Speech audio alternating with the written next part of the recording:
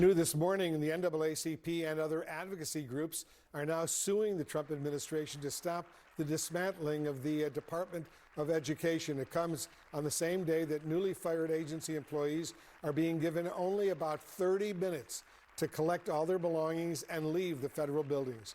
Let's bring in Senior Associate General Counsel for the NAACP, Anthony P. Ashton. Anthony, thanks very much for joining us. What's the chief argument of this new lawsuit? The basic argument is that Congress created the Department of Education. Only Congress has the authority to dismantle it, not not the president, not the Secretary of Education.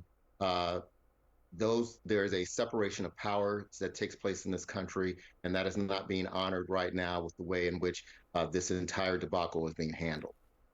You make an important point. Only an act of Congress can completely shut down the Department of Education. But President Trump's executive order has kick-started the process. How soon could this lawsuit bring that process to a halt? He's beginning the process of dismantling, not completing it.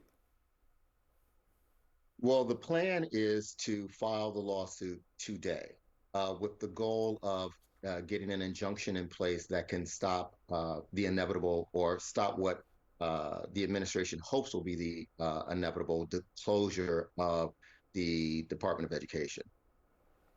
The Education Secretary, Linda McMahon, spoke to CNN over the weekend. She appeared to sidestep a direct question about whether it's a federal responsibility to ensure that every child has access to a good education. Listen and watch this.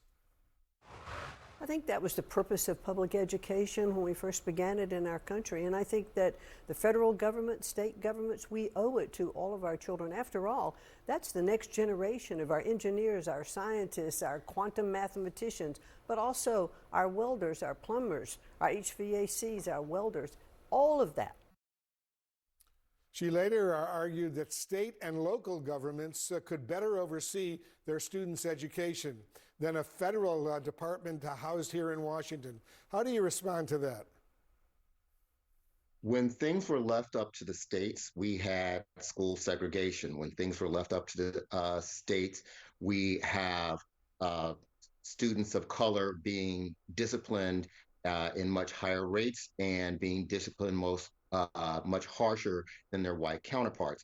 The federal government has a direct responsibility that has been charged with by Congress to ensure that children with special education needs, children who have disabilities, students who live in poor urban areas, students who live in rural areas, that they are receiving the proper education that they should. It is that they receive a free and appropriate public education. That is literally the statute that that the federal government has to abide by. The federal government also makes sure that through the Office of Civil Rights is supposed to make sure that all children receive education regardless of their color, regardless of their nationality.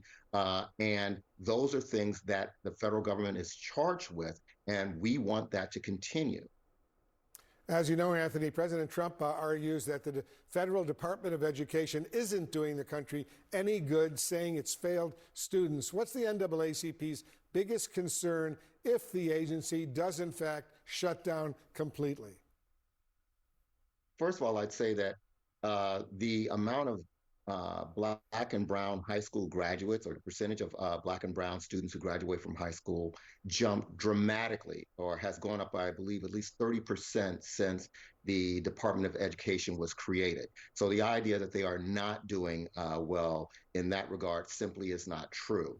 Our concern is that without the federal oversight to make sure that schools are complying with civil rights laws, to make sure that schools are complying with laws that are made for students with physical disabilities or who have learning differences. Without that happening at the federal level, there is no guarantee that will happen at the state level. Some states do not even have the infrastructure to do that. They do not have, for example, an Office of Civil Rights. And recently, the administration has closed, I believe, about a dozen regional offices of civil rights, leaving, for example, families who have filed complaints about discrimination with no place to turn in their state and unsure whether the federal government will do anything.